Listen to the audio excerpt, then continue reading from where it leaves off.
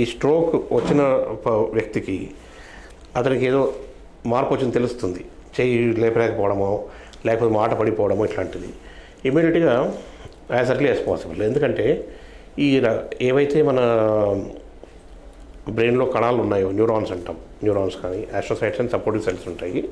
ఇవి డ్యామేజ్ కావడానికి 3 to 5 minutes of lack of blood supply is enough. ఒకసారి permanent damage కూడా కావచ్చు. కానీ ఒకటి ఏంటంటే there is something called revascularisation. ఎప్పుడైతే రక్తనాళం బ్లాక్ అయిపోయిందో రక్త ప్రసరణ మళ్ళీ రీఎస్టాబ్లిష్ చేస్తే within the first 3 hours chances of reversibility is there. Reversibility అంటే డ్యామేజ్ అయిన పార్ట్ మళ్ళీ కోలుకునే ఛాన్సెస్ ఉంటాయి. సో దానివల్ల మేమేమంటామంటే ఎంత తొందరగా అయితే అంత తొందరగా the more time you elapse అంటే from the time of stroke onset అంటే స్ట్రోక్ స్టార్ట్ అయినప్పటి నుంచి ఎంత తొందరగా అయితే అంత తొందరగా మనం మెడికల్ ఇంటర్వెన్షన్ చేయాలి.